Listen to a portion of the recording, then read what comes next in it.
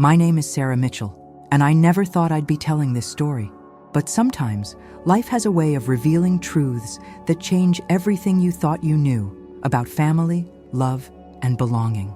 It was a cold Tuesday morning in November when I received the call that would turn my world upside down. I was sitting in my small apartment in Portland, Oregon, nursing my second cup of coffee and preparing for another day at the community center where I worked as a social worker. The rain was pattering against my window, creating that familiar Pacific Northwest soundtrack that had become the backdrop of my life. My phone buzzed, displaying an unknown number with a Massachusetts area code. I almost didn't answer. These days, unknown numbers usually meant spam calls or debt collectors, but something made me pick up. "Is this Sarah Mitchell?" The voice was formal, professional. "Yes, this is Sarah." "Miss Mitchell, this is attorney Robert Henley from Henley & Associates in Boston. I'm calling regarding the passing of Mrs. Eleanor Whitmore." The name hit me like a physical blow. Eleanor Whitmore, my grandmother, the woman who had raised me until I was 12, before family politics and bitter arguments tore us apart. I hadn't spoken to her in 15 years. I see, I managed, my voice barely above a whisper. "I'm sorry for your loss, Miss Mitchell. Mrs. Whitmore passed away peacefully in her sleep 3 days ago. The funeral service is scheduled for this Friday at St. Matthew's Episcopal Church in Beacon Hill. As you are mentioned in her will, your presence is requested for the reading following the service." My hands were trembling as I set down my coffee cup. Grandmother Eleanor was gone. The woman who had taught me to bake chocolate chip cookies, who had read me bedtime stories, who had been my whole world before everything fell apart, she was gone, and I was just finding out now. "Miss Mitchell, are you there?" "Yes, I'm here. I'll be there." After hanging up, I sat in my kitchen staring at the rain, memories flooding back like a dam had burst. Grandmother Eleanor's house on Marlborough Street, with its tall windows and the garden she tended so carefully. The way she smelled like lavender and vanilla, how she would let me help her in the kitchen, standing on a little stool to reach the counter. But then came the darker memories, the day my mother, Catherine, came to take me away. The screaming match between my mother and grandmother that I could hear from my bedroom upstairs. Words like "unfit" and "my daughter" and "you can't keep her from me," echoing through the elegant halls of that Boston home. I was 12 when my mother finally won that battle, dragging me away from the only stability I'd ever known to live with her and whatever boyfriend she had at the time. We moved constantly, from Boston to Hartford, then to Philadelphia, Buffalo, and finally to the West Coast. My mother's addiction issues and string of failed relationships meant that my teenage years were a blur of new schools, new apartments, and new disappointments. I'd tried to contact grandmother Eleanor when I turned 18, but my calls went unanswered. I wrote letters that were returned unopened. Eventually, I gave up, assuming she had written me off just like the rest of my family had. Now, 15 years later, I was being summoned back to Boston for her funeral. The irony wasn't lost on me. The family that had pushed me away was now calling me back because of something in a will. I called my supervisor at the community center and explained the situation. She was understanding, as always. "Take all the time you need, Sarah. Family situations are never easy." That evening, I booked a red-eye flight to Boston with my nearly maxed-out credit card. I packed my only black dress and worn leather jacket, then spent a sleepless flight thinking about the family that had made it clear I wasn't welcome in their world. The Whitmores were old money, New England aristocracy, who measured worth in generations of wealth and social standing. My mother, Catherine, had been the black sheep, scandalized by addiction and unsuitable men. When she got pregnant with me at 19, only grandmother Eleanor stood by her. But when my mother's drug use escalated, Eleanor tried to get custody. The legal battle was ugly and public. My mother won, but lost any remaining family relationships. I remembered Aunt Victoria and Uncle Charles treating me like an unwelcome reminder of family shame.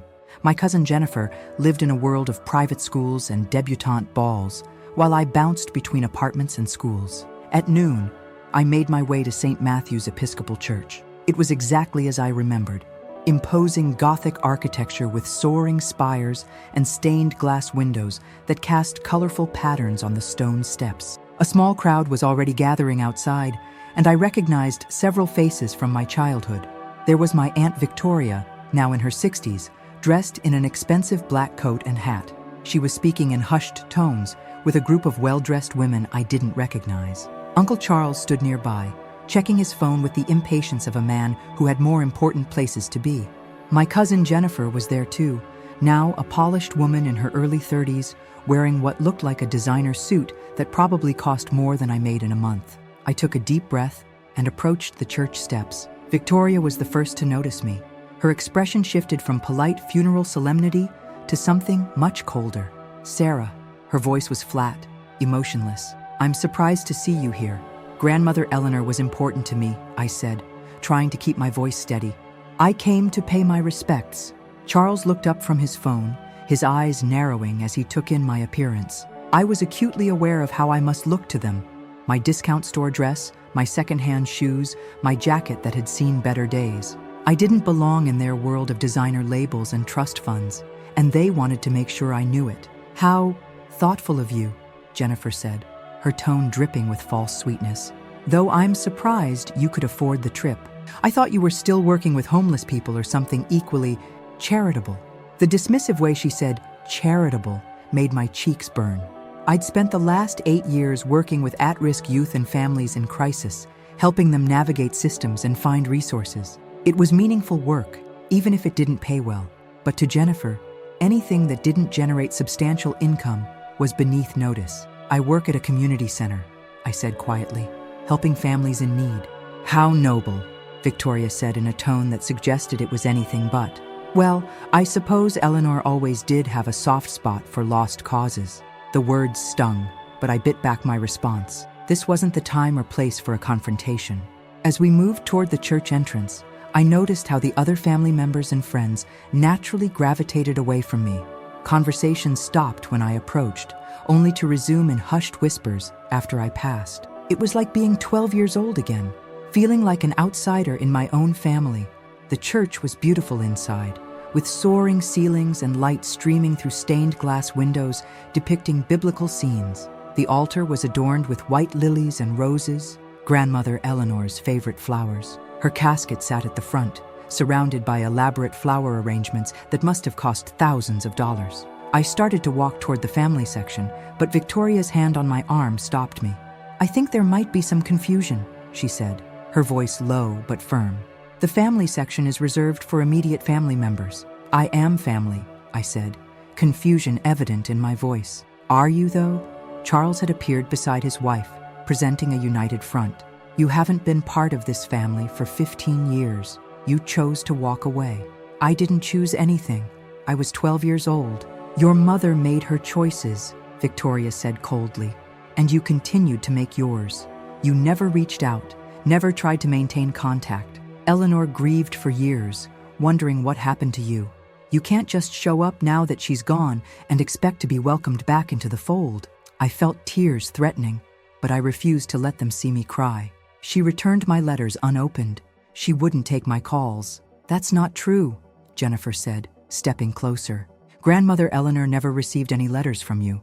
She used to ask about you, hoping you'd reach out." The implication was clear. They thought I was lying. The truth was, I had tried to contact my grandmother multiple times over the years, but I'd always been told she didn't want to hear from me. Now I was beginning to wonder if those messages had ever reached her at all.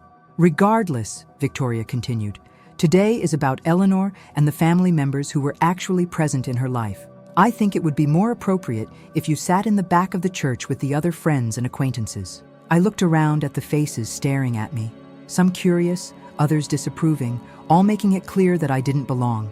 The message was unmistakable. I was not welcome in the family section. I was being relegated to the back of the church like a stranger, despite being Eleanor's granddaughter.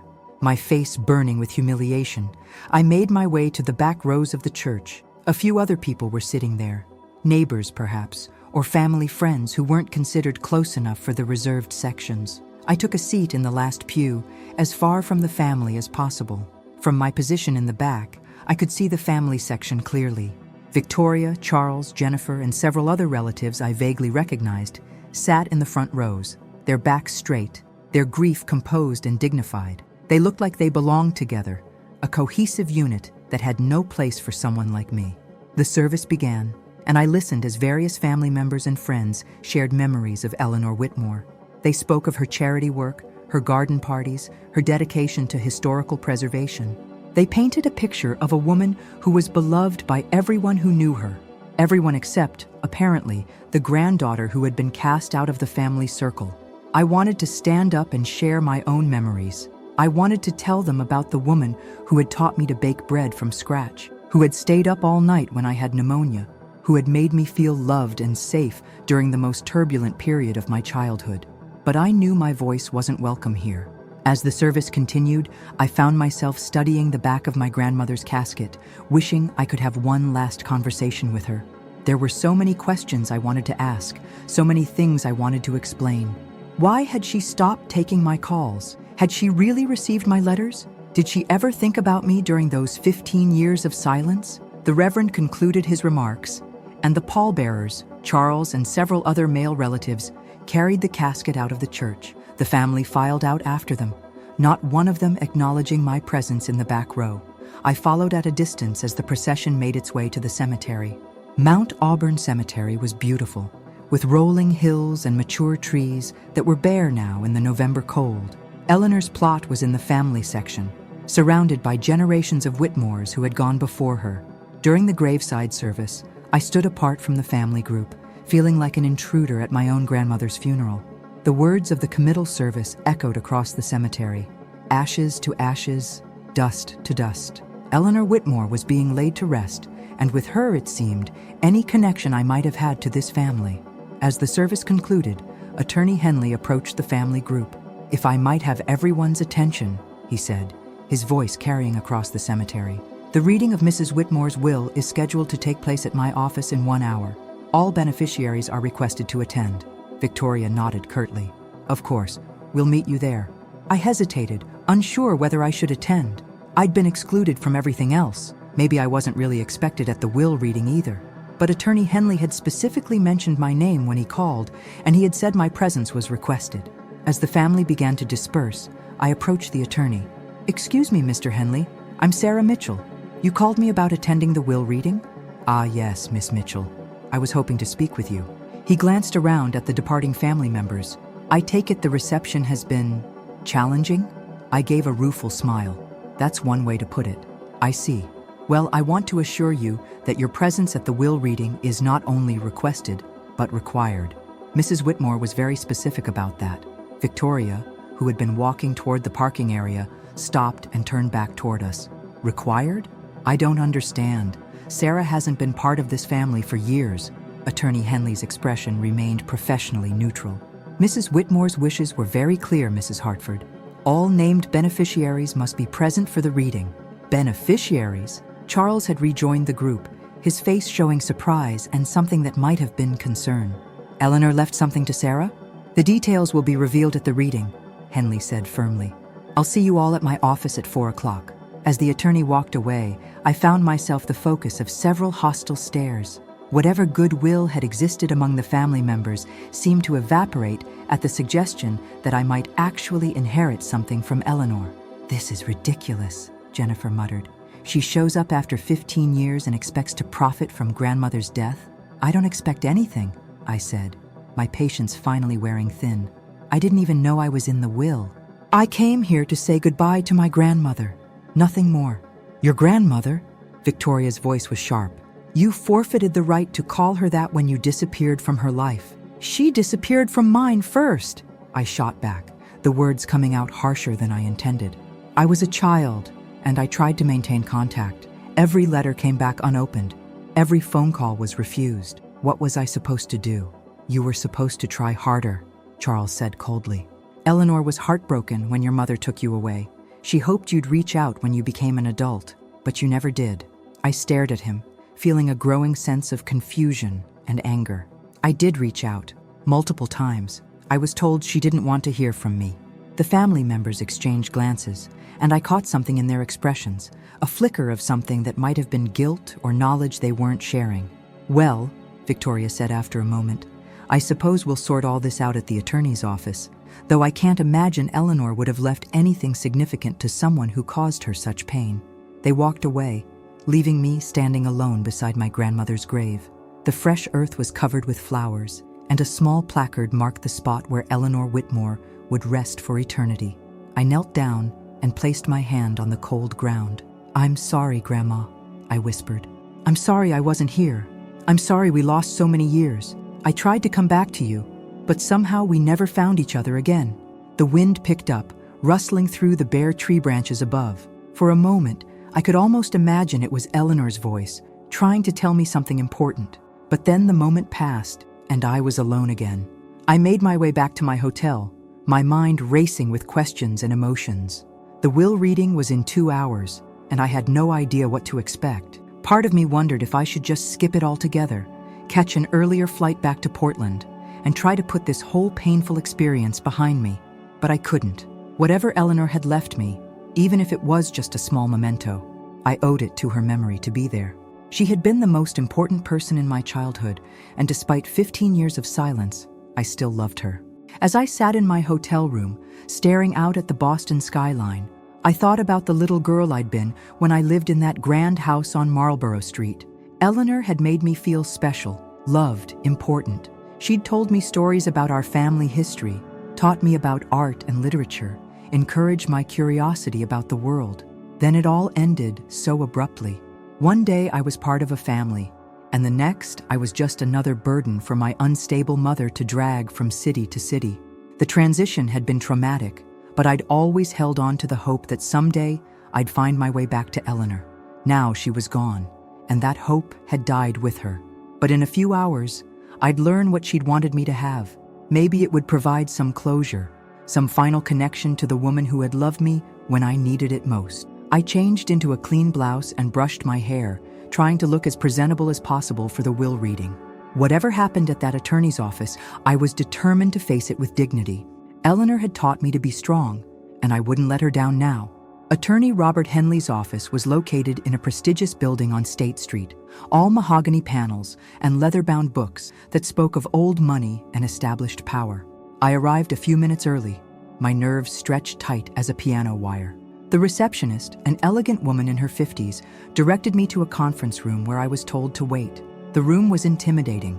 A long, polished table surrounded by high-backed leather chairs, oil paintings of stern-looking men in suits decorating the walls. Through the tall windows, I could see the harbor and the financial district, a view that probably cost more per square foot than most people made in a year. I was examining a painting of what looked like a Revolutionary War-era judge when the door opened and the Whitmore family filed in.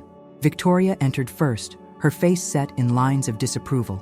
She was followed by Charles, who looked like he'd rather be anywhere else, and Jennifer, who was typing furiously on her phone until her mother shot her a warning look. Behind them came several other family members I vaguely recognized, an elderly man, who might have been Eleanor's brother, a middle-aged woman with Victoria's sharp features, and a younger man in an expensive suit who looked like he could be Jennifer's brother or cousin.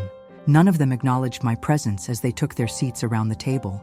I found myself isolated at one end, facing a wall of hostile faces that made it clear I was still the unwelcome outsider. Attorney Henley entered the room carrying a thick folder and wearing the grave expression appropriate for such occasions. He was a distinguished man in his 60s with silver hair and the kind of presence that commanded respect in courtrooms and boardrooms alike. "Thank you all for coming," he began, taking his seat at the head of the table. "Before we begin, I want to express my condolences to all of you.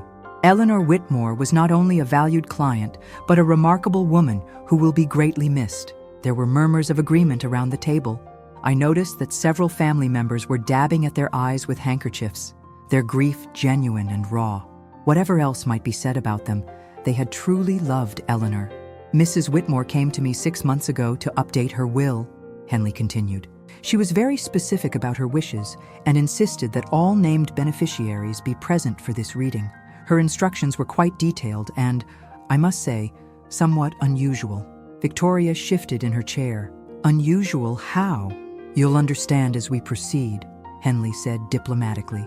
He opened the folder and withdrew a thick document. "This is the last will and testament of Eleanor Catherine Whitmore, executed on May 15th of this year. Let me begin with the opening statement." He cleared his throat and began to read in his professional baritone. "I, Eleanor Catherine Whitmore, being of sound mind and body, do hereby declare this to be my last will and testament. I revoke all previous wills and codicils. I have lived a long and, I hope, meaningful life, and I have been blessed with great wealth and privilege. However, my greatest blessing was the opportunity to love and be loved by my family, even when circumstances made that love difficult to express. The attorney paused, glancing around the table. She goes on to say, I am aware that my death will bring together family members who have been estranged for many years. It is my fervent hope that this will also be an opportunity for healing, understanding, and the restoration of bonds that should never have been broken. I felt my throat tighten. Even in death, Eleanor was trying to bring her family together. I wondered if she had any idea how deep the divisions really ran. Now, Henley continued, Mrs. Whitmore was very specific about the order in which the bequests should be announced. She requested that I begin with what she called the most important legacy. Victoria straightened in her chair, clearly expecting to be named first. After all, she was the eldest child and had been the most involved in Eleanor's later years. Charles looked equally confident, while Jennifer had put away her phone and was paying attention for the first time since entering the room. The first bequest, Henley read, is as follows. To my beloved granddaughter, Sarah Catherine Mitchell, I leave the entirety of my estate, including the family home at 247 Marlborough Street, all investments, bank accounts, and personal property, with the exception of the specific bequests listed below. The silence that followed was so complete I could hear my own heartbeat. Every face around the table was staring at me with expressions ranging from shock to outrage to disbelief. I felt like I couldn't breathe. I'm sorry, Victoria said, her voice dangerously quiet. Could you repeat that? Mrs. Whitmore has left the bulk of her estate to Sarah Mitchell, Henley repeated calmly. The estimated value is approximately $47 million. The explosion of voices was immediate and overwhelming. That's impossible! Charles stood up so quickly his chair nearly tipped over. Sarah hasn't been part of this family for 15 years. There has to be some mistake, Jennifer said, her voice shrill. Grandmother would never. This is outrageous. Victoria's composure finally cracked. That girl walked out of Eleanor's life when she was 12 and never looked back. She doesn't deserve a penny. Through the chaos, I sat frozen in my chair, unable to process what I'd just heard. $47 million. The family home where I'd spent the happiest years of my childhood. Everything Eleanor had worked for, everything the Whitmore family had built over generations. She'd left it all to me. Why? I whispered, the word barely audible over the arguing voices around the table. Attorney Henley raised his hand for silence. If I may continue, Mrs. Whitmore anticipated there might be some discussion about her decision. She asked me to read a personal letter she wrote explaining her reasoning. We demand to see that will verified, Charles said angrily. This is clearly the result of undue influence or mental incapacity. My mother would never. Mr. Hartford, Henley interrupted, his voice carrying the authority of decades in the legal profession. I can assure you that Mrs. Whitmore was of completely sound mind when she executed this will. I have medical documentation to that effect, and there were multiple witnesses present. The will is entirely valid and legally binding. He withdrew another document from his folder. This is the letter Mrs. Whitmore asked me to read. I believe it will address some of your concerns. The room fell silent again, everyone leaning forward despite their anger and shock. Henley adjusted his glasses and began to read. My dear family, if you are hearing this letter, then I am gone, and you are gathered together for the first time in many years. I know my decision to leave the majority of my estate to Sarah will come as a shock, and I know it will cause pain and anger. But I ask you to listen to my reasons before you judge too harshly. 15 years ago, this family was torn apart by pride, stubbornness, and misunderstanding. When Catherine took Sarah away, I was heartbroken but hopeful that time would heal our wounds. I waited for Sarah to contact me, to reach out, to let me know she was safe and well. When years passed without a word, I believed she had chosen to leave the Whitmore family behind forever. What I discovered 6 months ago changed everything I thought I knew about those lost years. Henley paused, and I could see that even he was moved by Eleanor's words. Around the table, the family members had grown very still, as if sensing that something significant was coming. I learned that Sarah did try to reach out to me. Many times, she wrote letters that were intercepted. She made phone calls that were never allowed to reach me. She was told, repeatedly, that I wanted nothing to do with her, that I blamed her for her mother's mistakes, that she was not welcome in my life or in this family. These lies were told to protect me, I was assured. I was told that Sarah was following in her mother's footsteps, that she was using drugs, getting into trouble, and would only bring scandal and heartache if I allowed her back into my life. I was told she was asking for money, that she only wanted to contact me for financial gain. All of this was false. The atmosphere in the room had changed dramatically. I could see guilt and fear in several faces around the table, and I was beginning to understand the terrible truth that Eleanor had discovered. I hired a private investigator to find Sarah, the letter continued. What he uncovered broke my heart and filled me with a rage I haven't felt since I was a young woman fighting for my daughter's future. Sarah never used drugs. She never got into trouble. She worked her way through college, taking on debt and working multiple jobs because she was too proud to ask for help from a family she believed had rejected her. She became a social worker, dedicating her life to helping children in situations similar to her own. She has lived modestly, honestly, and with a generosity of spirit that would have made me proud if I had been allowed to witness it. Instead, I missed 15 years of her life because of the lies and manipulation of people I trusted. I know who was responsible for keeping us apart. I know who intercepted her letters, who took her phone calls and told her I didn't want to speak with her. I know who convinced me that she had abandoned our family when the truth was that our family had abandoned her. I could feel the tension in the room like a physical force. Victoria's face had gone very pale, and Charles was staring at his hands. Jennifer looked confused, as if she was beginning to realize that the story she'd been told about me might not be the whole truth. To those family members who perpetuated this deception, Eleanor's letter continued, I can only say that your actions cost me 15 precious years with my granddaughter. You robbed us both of the love and connection we should have shared. You allowed a child to believe she was unwanted and unloved when nothing could have been further from the truth. You did this, you claimed, to protect the family reputation and preserve our wealth. Well, now you can see how effective that strategy has been. The reputation you were so concerned about protecting is now forever tainted by your cruelty to an innocent child. And the wealth you were so eager to preserve now belongs to the young woman you tried so hard to push away. Sarah, my dear granddaughter, if you are hearing this, please know that not a day passed that I didn't think of you and wonder where you were and how you were doing. Please know that I loved you then, I love you now, and I will love you always. You were the light of my life during those precious years when you lived with me, and the greatest regret of my old age is that I allowed others to convince me you had chosen to leave me behind. I leave you my estate not just because you are my granddaughter, but because you have become the kind of person I always hoped you would be. You have overcome obstacles that would have broken many people. You have chosen a life of service over a life of privilege. You have remained kind and compassionate despite being treated with cruelty and rejection. Use this inheritance wisely, my dear. Use it to continue the good work you've already begun. Use it to build the life you deserve. And perhaps, if you can find it in your heart, use it to heal the wounds that have divided this family for too long. Henley set down the letter, and the silence that followed was profound.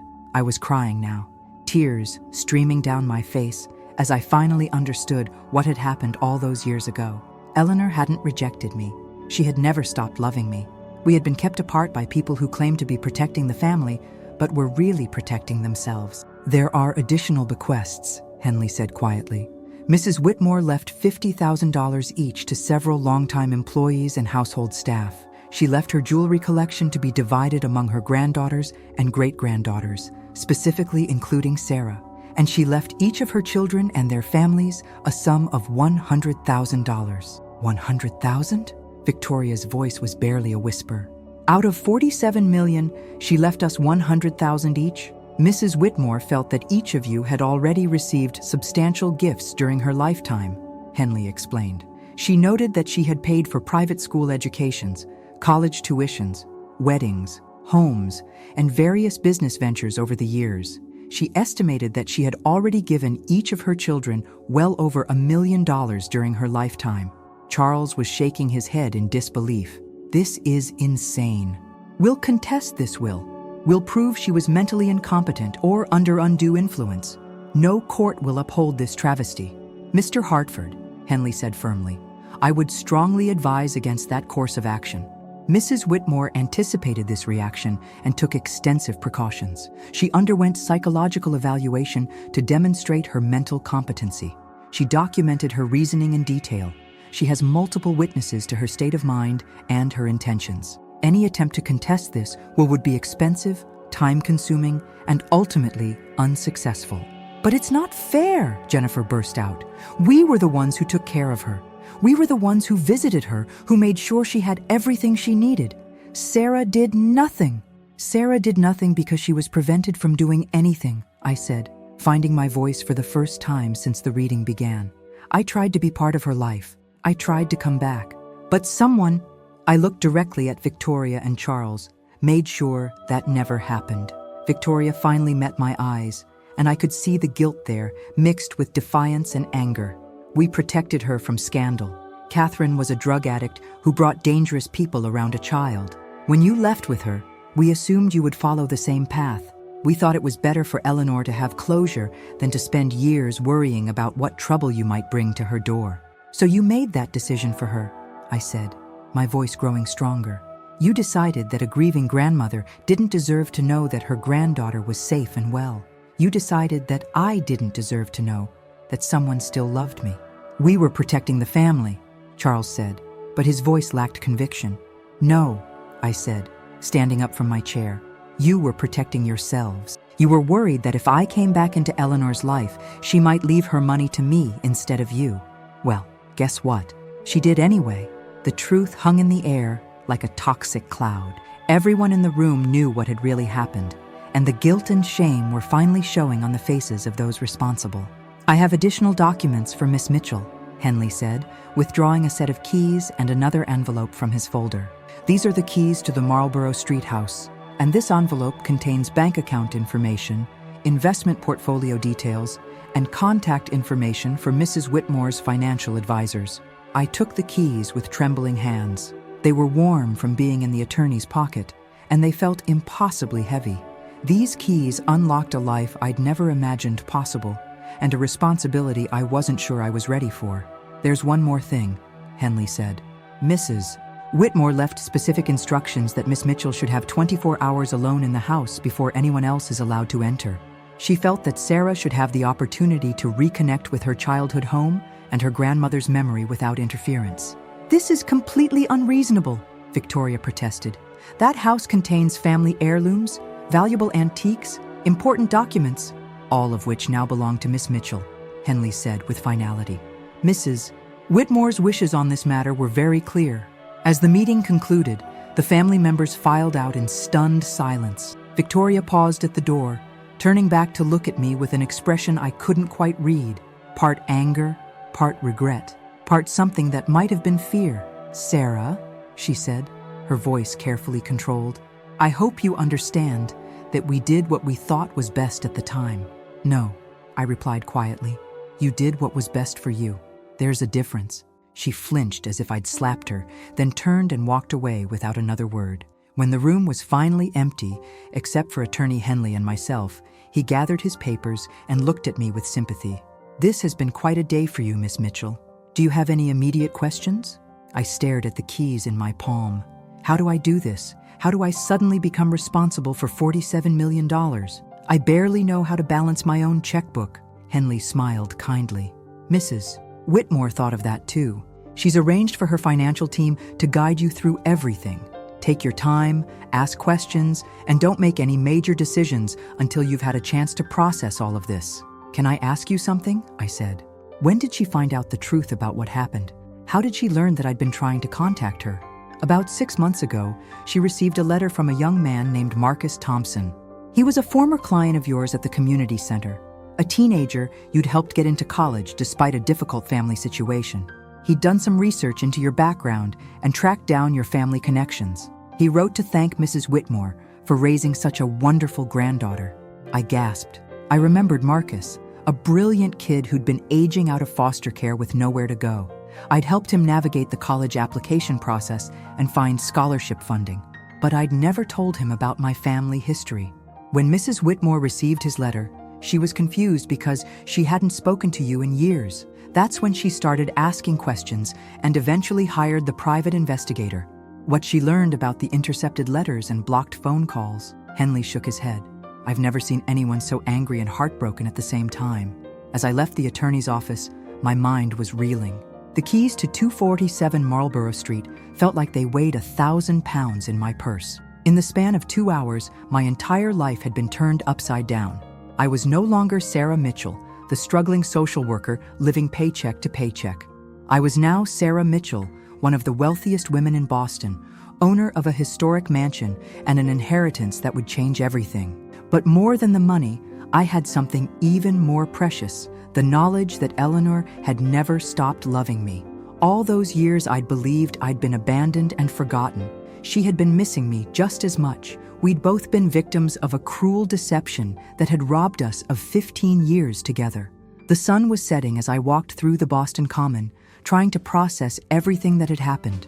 Tomorrow, I would return to the house where I'd been happiest as a child. Tonight, I needed to figure out how to move forward from here. The next morning dawned gray and misty, typical November weather for Boston. I'd barely slept in my hotel room, my mind churning with everything that had happened at the will reading. Every time I closed my eyes, I could see the shocked faces of my family members, could hear Eleanor's words from beyond the grave, explaining the terrible deception that had kept us apart. I ordered room service for breakfast, something I'd never done before but figured I could afford now, and sat by the window watching the city wake up. Somewhere out there was the house where I'd spent the happiest years of my childhood, waiting for me to return after 15 years of absence. At 9 o'clock, I gathered my courage and took a taxi to Marlborough Street. The Back Bay neighborhood looked exactly as I remembered. Elegant Victorian brownstones lined up like sentries, their bow windows and ornate facades speaking of old money and established families. Nothing had changed, yet everything was different, because now I belonged here again. The taxi stopped in front of 247 Marlborough Street, and I felt my breath catch in my throat. The house was just as beautiful as I remembered. 4 stories of red brick with limestone trim, bay windows that caught the morning light, and the small front garden where Eleanor had taught me to recognize different types of roses. The front steps were exactly as I remembered them, down to the small chip in the 3rd step where I'd dropped a flower pot when I was 8 years old. The brass door knocker was polished to a gleaming shine, and the address numbers were the same elegant script I'd traced with my finger as a child. I paid the taxi driver and stood on the sidewalk for a long moment, just looking at the house. A jogger ran past, followed by a woman walking her dog, but otherwise the street was quiet. This had always been a peaceful neighborhood, the kind of place where families lived for generations, and neighbors knew each other's names. Taking a deep breath, I climbed the front steps and slipped the key into the lock. My hands were shaking slightly as I turned it, hearing the familiar click that meant I was home.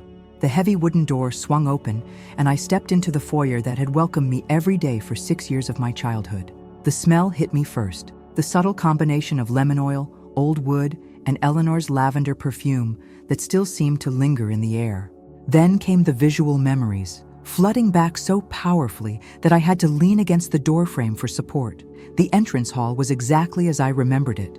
Gleaming hardwood floors covered by an antique Persian rug, a crystal chandelier that cast rainbow patterns on the cream-colored walls, and the grand staircase that curved up to the 2nd floor.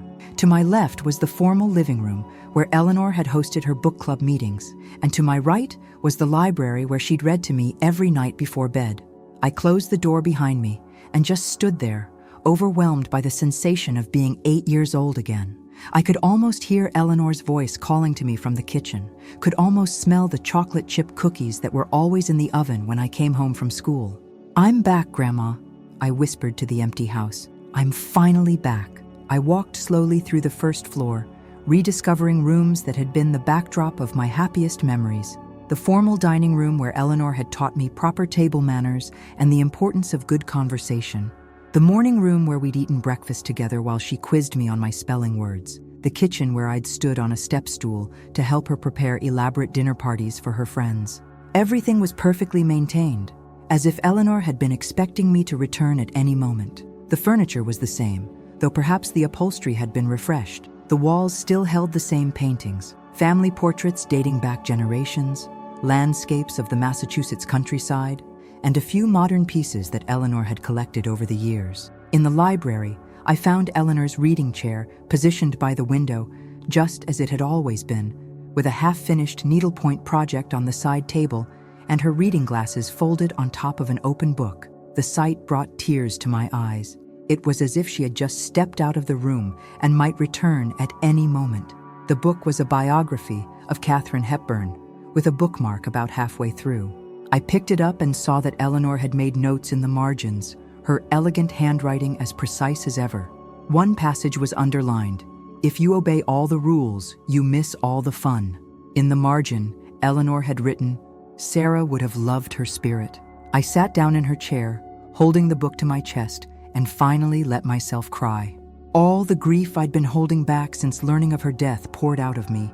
Grief for her loss, grief for the years we'd been apart, grief for all the conversations we'd never had, and all the memories we'd never made.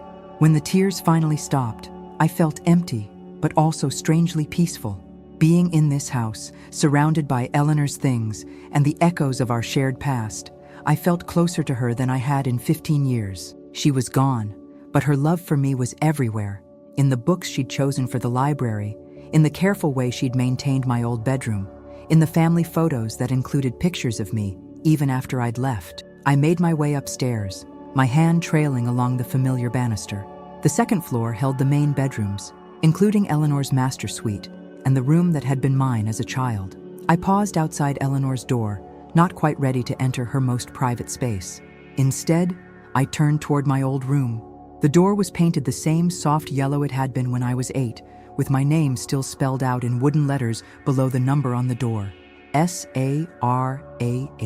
Eleanor had never taken them down. I turned the handle and stepped inside, gasping at what I found. The room was exactly as I'd left it 15 years ago. My twin bed with its white iron frame and the quilt Eleanor had made for my 10th birthday. My desk where I'd done homework and written in my diary. The bookshelf filled with the Nancy Drew mysteries and Newbery medal winners that had shaped my love of reading. Even my stuffed animals were arranged on the window seat, just as I'd left them. On the desk was a small wrapped package with my name written in Eleanor's distinctive handwriting. My hands shook as I opened it, revealing a jewelry box I'd never seen before. Inside was a locket, antique gold with intricate engraving, and a note. "My dearest Sarah," the note read. "This locket belonged to my grandmother and her grandmother before that. It has been waiting for you to come home so it could continue its journey through our family. Inside, you'll find pictures of the two people who love you most in all the world. Wear it and remember that you are never alone. All my love, Grandma Eleanor." With trembling fingers, I opened the locket. On one side was a tiny photograph of Eleanor as a young woman, beautiful and radiant, with her whole life ahead of her. On the other side was a photo I'd never seen before, myself at age 11, laughing as I helped Eleanor in her garden, my face bright with the joy of childhood and the security of being deeply loved. I fastened the locket around my neck, feeling the weight of it against my heart. Eleanor had planned this moment, had known I would eventually return to this room and find this gift waiting for me. Even in death, she was still taking care of me. I spent the rest of the morning exploring the house, discovering that Eleanor had preserved not just my room, but traces of me throughout the house. In the kitchen, she'd kept the handprint I'd made in clay when I was 9, now framed and hanging by the window. In the morning room, there was a photo of us feeding ducks in the public garden, both of us grinning at the camera. In her bedroom, which I finally worked up the courage to enter, her nightstand held a small framed picture of me at my college graduation, somehow obtained despite the years of separation. That last discovery broke my heart all over again. Somehow, Eleanor had gotten a copy of my graduation photo. She'd been proud of me even when she couldn't tell me so. She'd been following my life from a distance, loving me even when she believed I'd forgotten her. I found more evidence of this as I explored further. In Eleanor's private study, there was a file folder labeled Sarah that contained newspaper clippings about my work at the community center, copies of academic articles I'd written about child welfare, and even a program from a charity fundraiser where I'd been honored for my volunteer work. She'd been tracking my life, celebrating my achievements in private, maintaining her love for me despite believing I'd chosen to stay away. The most heartbreaking discovery came in the attic, where I found boxes of letters I'd written to Eleanor over the years. Letters I'd been told she didn't want to receive. They were still in their original envelopes, unopened and tied with ribbon. Someone had collected them and hidden them away, ensuring that Eleanor never saw them. There were birthday cards, Christmas cards, letters telling her about starting college, graduating, getting my first job, letters asking if I could come visit, begging her to call me, promising I would be better, that I wouldn't cause any trouble if she would just let me be part of her life again. 15 years worth of correspondence that represented my desperate attempts to reconnect with the woman who had meant everything to me. I sat in the dusty attic, surrounded by the evidence of our mutual heartbreak, and finally understood the full scope of what had been done to us. Victoria and Charles hadn't just prevented me from contacting Eleanor. They had systematically collected and hidden every attempt I'd made to reach out. They had created a wall of silence around Eleanor, convincing her that I'd moved on while simultaneously convincing me that she no longer cared. It was cruel beyond anything I could have imagined. And it had worked perfectly, keeping us apart for the last 15 years of Eleanor's life, years we could never get back. But as I sat there holding my own letters, I realized something else. Eleanor's decision to leave me her inheritance wasn't just about love or even justice. It was about making sure that the truth finally came to light. She wanted the family to understand what they had done, wanted them to face the consequences of their actions. The will reading hadn't just been about distributing her wealth. It had been about exposing the lies that had divided our family. I spent the afternoon going through Eleanor's papers more carefully, with Attorney Henley's permission to examine all documents in the house. What I found painted a picture of a woman who had lived with quiet dignity despite carrying tremendous pain. She'd thrown herself into charity work after I left, establishing scholarships for disadvantaged children and funding programs for at-risk youth. She'd been trying to help other children like me, children who needed someone to believe in them and give them a chance. In her personal journal, which I found in her bedroom desk, she'd written about me regularly over the years, entries wondering where I was, hoping I was safe and happy, blaming herself for not fighting harder to keep me. She'd written about the dreams she had, where I came home, about the conversations she'd imagined having with me, about the life she'd hoped we might still build together someday. I see her in every young woman I meet, one entry read. I wonder if she's married, if she's happy, if she ever thinks of the old woman who loved her so much. I failed her when she needed me most, and now I can only hope that somewhere out there she knows she was loved. Reading her words, I understood that Eleanor had been just as much a victim as I. She'd spent 15 years believing she'd failed me, never knowing I'd been fighting to get back to her all along. As evening approached, I made myself pasta with marinara sauce, Eleanor's favorite for me, and ate in the morning room, where we'd shared so many meals. The empty chair across from me seemed to hold her presence. I called my supervisor in Portland and my landlord, explaining I might need to break my lease. The practical details of my changed circumstances were beginning to sink in, but those decisions could wait. Tonight, I just wanted to be close to Eleanor's memory after so many years of believing I'd been forgotten. As I prepared for bed in my childhood room, I thought about the family members who had orchestrated our separation. Victoria and Charles were probably at their own homes tonight, reeling from the revelation that their carefully constructed lies had finally been exposed. They'd lost not just Eleanor's inheritance, but their reputations within the family. Everyone now knew what they had done. I felt sorry for Jennifer and the other younger family members who had grown up believing the lies about me. They'd been taught to see me as the bad seed, the troublemaker who had brought shame to the family name. Now they had to reconcile that image with the reality of who I actually was, and with the knowledge that their parents and grandparents had been capable of such calculated cruelty. But mostly, I felt overwhelming gratitude. Despite everything that had been taken from us, Eleanor and I had found our way back to each other.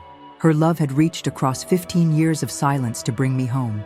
Her final act had been to give me not just financial security, but the truth about what had happened, and the knowledge that I had always been loved. I fell asleep in my childhood bed, wearing Eleanor's locket, and surrounded by the stuffed animals that had comforted me as a little girl. For the first time in 15 years, I felt like I was exactly where I belonged. I woke up the next morning to sunlight, streaming through the familiar windows of my childhood bedroom. For a moment, I was 8 years old again, expecting Eleanor to call me down for breakfast. Then reality settled in. Eleanor was gone, but she had given me something beyond price, the truth, and a chance to build the life she'd always wanted for me. After getting dressed, I made my way downstairs to find Mrs. Chen, Eleanor's longtime housekeeper, in the kitchen preparing breakfast. She was a small, elegant woman in her 70s who had worked for the family for over 30 years. When she saw me, her face lit up with a joy that brought tears to my eyes. "Miss Sarah!" she exclaimed, dropping her dish towel and hurrying over to embrace me. "You came home. Mrs. Eleanor, she always said you would come home someday." "Hello, Mrs. Chen," I said, hugging her back. "I'm so sorry about Eleanor. I know you loved her very much. 40 years I work for this family," Mrs. Chen said, wiping her eyes. "Mrs. Eleanor, she was good woman, kind woman. She miss you every day. Every day she talk about you." "You knew?" I asked. "About the letters? About what really happened?" Mrs. Chen's expression grew dark. "I know Mrs. Victoria and Mr. Charles. They do bad things. They tell me never to mention your name to Mrs. Eleanor, say it make her too sad. But I see how she look at your picture. I see how she keep your room ready. She never stopped loving you."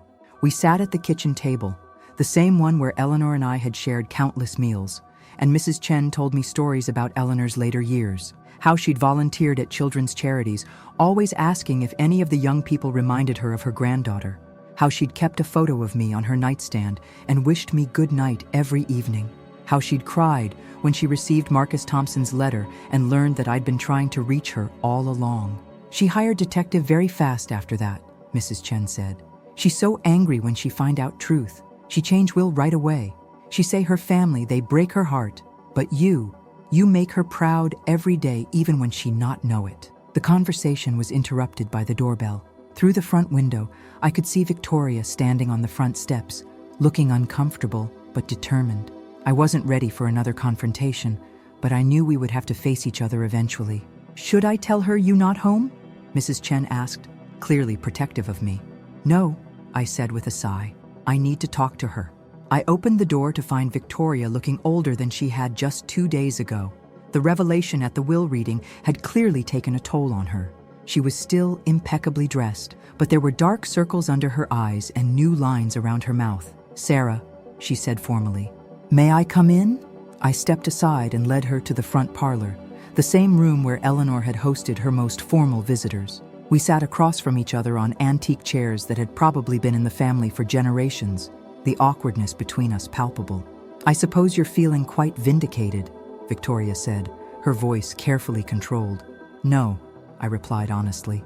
"I'm feeling sad. Sad that we lost 15 years. Sad that Eleanor died believing I'd abandoned her. Sad that a family that should love each other has been torn apart by lies and manipulation." Victoria looked surprised by my response. She'd probably expected anger or gloating. "You must understand, we thought we were protecting her." "From what? From knowing that her granddaughter loved her? From getting letters wishing her happy birthday? From knowing that I'd graduated from college and was trying to build a good life?" "We thought." Victoria paused, struggling with her words. "Catherine was such a disaster. She brought chaos and scandal wherever she went. When she took you away, we assumed you'd follow the same path. We thought it would be easier for Eleanor to have a clean break than to spend years worrying about what trouble you might bring.